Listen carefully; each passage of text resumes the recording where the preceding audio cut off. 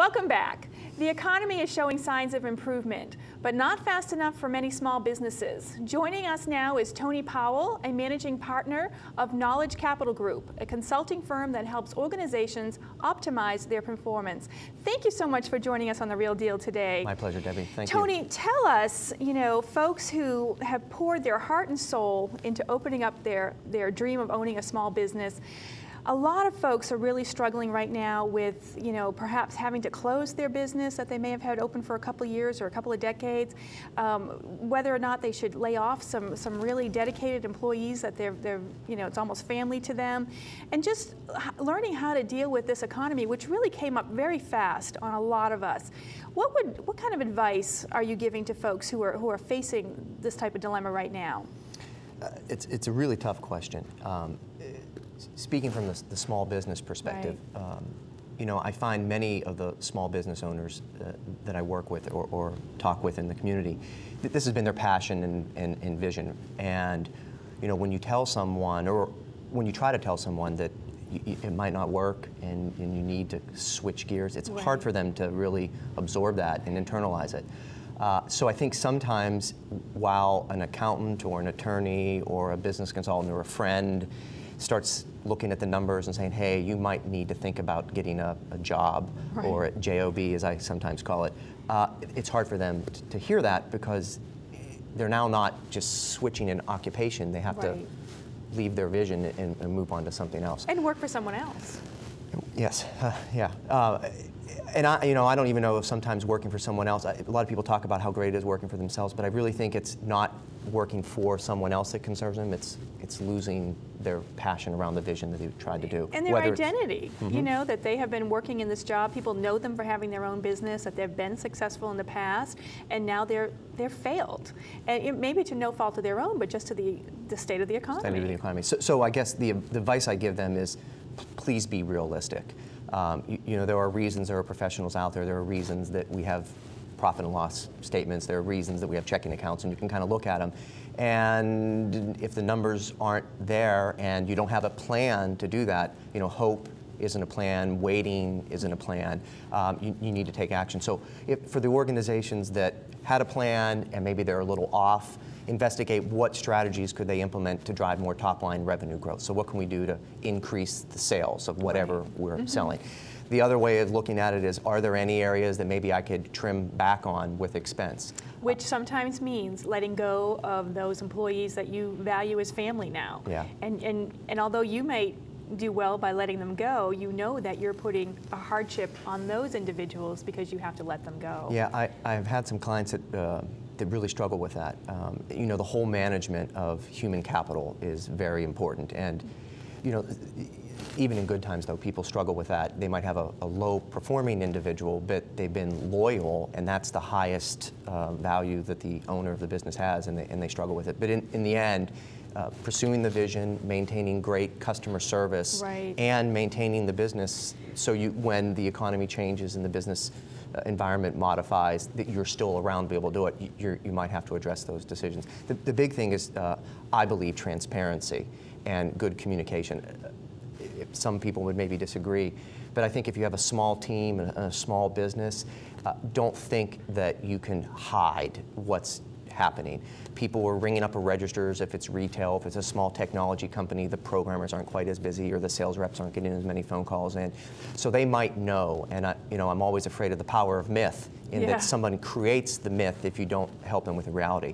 So I think by bringing them in and showing them that you understand what's going on, you're predicting it and catching it early, you're setting forth a plan, I think they'll feel more comfortable than if you try to hide it and think that, well, they won't notice it and I won't have to scare them, because they might end up creating a vision and a myth that's actually a worse scenario right. than what you're currently facing. Right.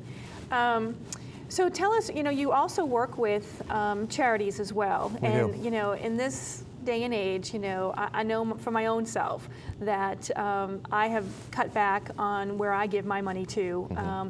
So are you finding that charities are suffering as well? It depends, which is the great consulting answer. Those charities that have prepared themselves for this, that have been really world-class in communicating the outcomes of their work, and communicating consistently with their volunteers, donors, Right. supporters, Right. I think are actually doing okay. I mean, everybody's struggling. The pool of disposable income is getting tighter. Absolutely. But the clients that I'm working with that have those plans, they're doing okay. I think the ones that are really struggling are the ones that maybe were newer in their life cycle, Right. and they haven't had the years of work to really get the message out about what outcomes are they driving in the community. They might have a very new board, and they just don't have the momentum to kind of carry Right. them forward. And unfortunately, we had a period of time when a lot of charities kind of developed. And it might be time for charities to think about merging.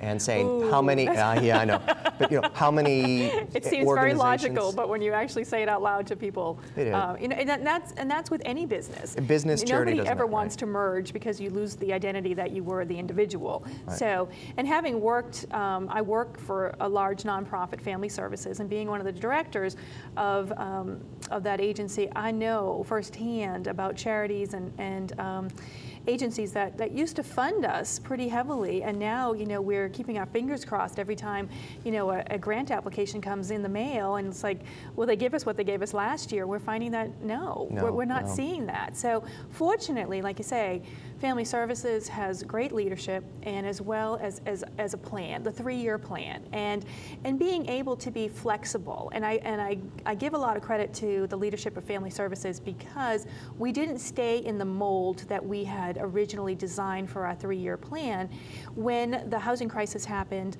and when we were seeing chaos around us in our own communities revolving around the housing crisis.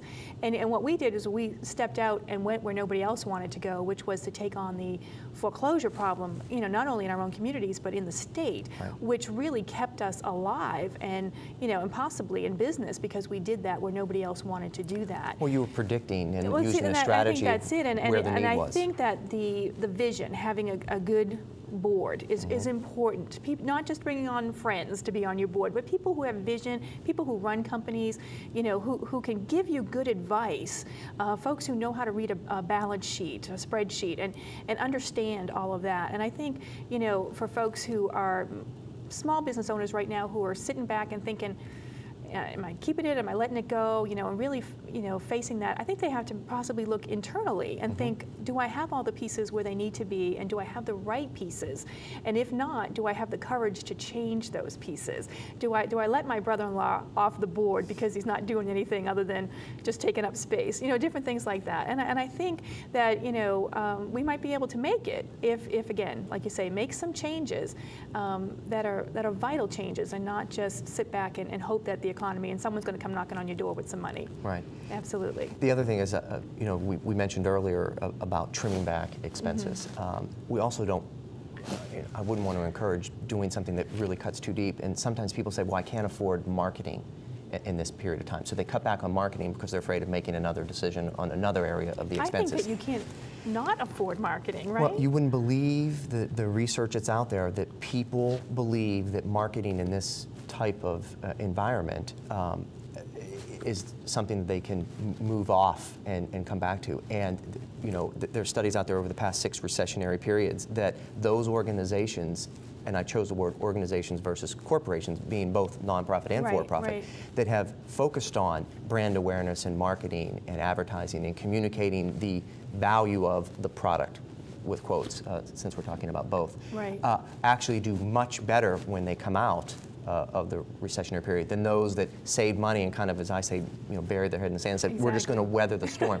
It's not a great strategy. I agree. Tony, so tell myself as well as the viewers out there who are sitting back, own their own business, or know somebody who does own their own business and is struggling with, do I stay open or do I shut the doors? Give me 3 strategies for them right now as to what to look at if they're 3 in this areas dilemma. to kind of investigate. Exactly. Well, I have 4. Okay. So one, I think, is they have to reach fairly deep inside and decide what do they really truly believe? Do they believe this is the right business? They have a solid business model.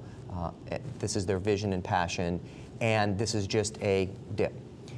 And if they truly, truly believe that, then maybe they need to exercise some other strategies that, no different than a starving artist that says, I'm passionate about this, and they've got some traction, but just not enough, and they do something else. That could be a model. But I think with respect to more data-driven decision-making, the three areas would be, A, what's their financial solvency? So have they been able to put some money aside, both from a personal perspective or from a business perspective?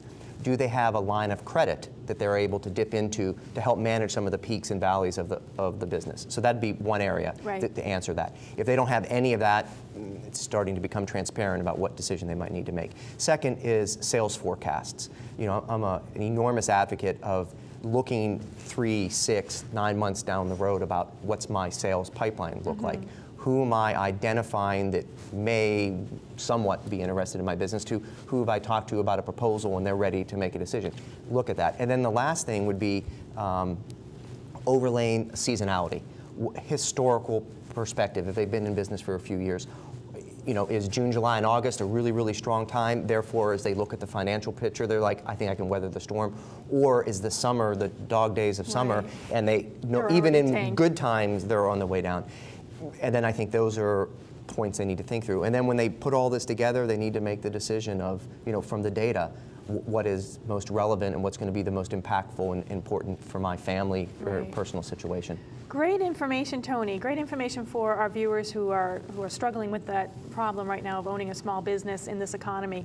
Tony, give us some information as to how we can get in touch with you. Well, sure. Website, which is www.knowledgecapitalgroup.com. Yes, I know it's a long URL.